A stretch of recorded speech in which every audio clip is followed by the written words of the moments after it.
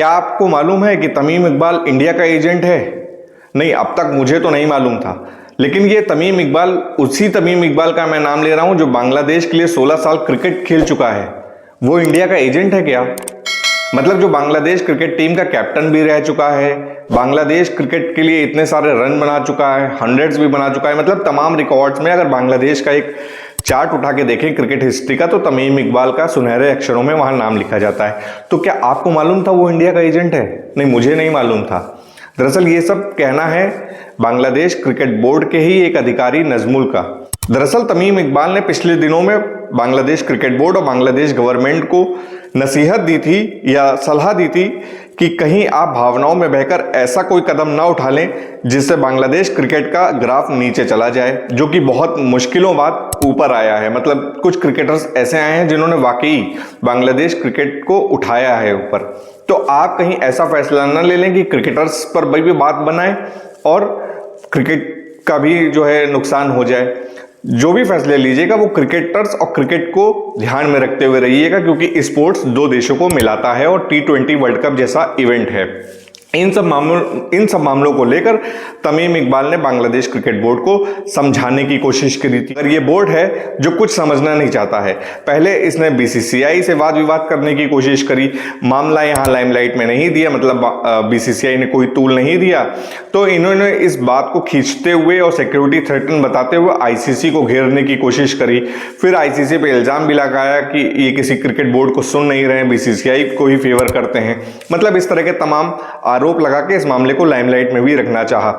उसके बाद ये मामला आप समझिए इतना हो गया है कि अब बांग्लादेश क्रिकेट बोर्ड को ना ICC ने कोई भाव दिया ना BCCI ने कोई भाव दिया। तो इन्होंने कहा कि हम चलो अपने ही फॉर्मर क्रिकेटर से लड़ लेते हैं।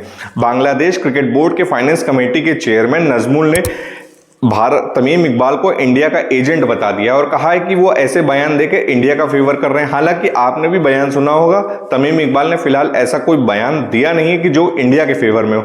हाँ, उन्होंने अपने गवर्नमेंट और अपने क्रिकेट बोर्ड को एक सलाह दी है कि आप कहीं ऐसा कदम न उठा लें जिससे क्रिकेट का नुकसान हो। बांग्लादेश में खासकर जो भी फैसला लें क्रिकेटर्स के और क्रिकेट के हित में लें। ये बात बांग्लादेश के नजमुल जी को पची नहीं।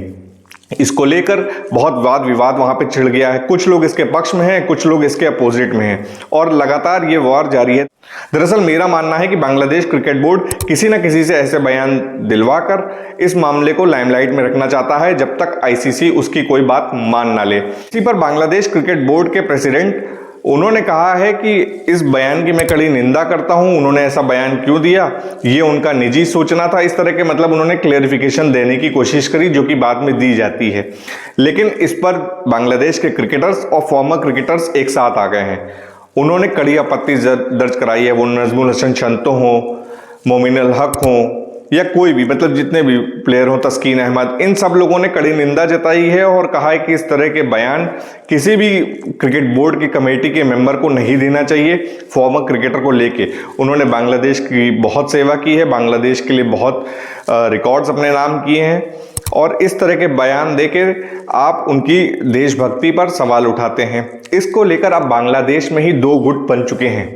मतलब मुस्तफिजुर रहमान की आग BCCI ने ऐसी छोड़ी या चिंगारी ऐसी छोड़ी थी कि समझिए वो आग की तरफ फैलती जा रही है और इसका नुकसान बांग्लादेश क्रिकेट बोर्ड खुद पैर पे कुल्हाड़ी मारकर करता चला जा रहा है। बांग्लादेश क्रिकेट बोर्ड के प्रेसिडेंट से जब ये पूछा गया क्या आपको ICC ने अब तक कोई मेल के जरिए जवाब दिया वेन्यूज को चेंज करने को लेके, तो उन्होंने कहा ICC का फिलहाल अभी तक हमारे पास कोई भी ऑफिशियली जानकारी नहीं आई है कि हमारे मैचेस इंडिया में होंगे या श्रीलंका शिफ्ट होंगे या नहीं। इस मामले में अभी कोई क्लियरेंस नहीं है। उम्मीद है कि 1 से 2 दिन में आ जाना चाहिए, लेकिन हम अपनी जिद पर अड़े हुए हैं।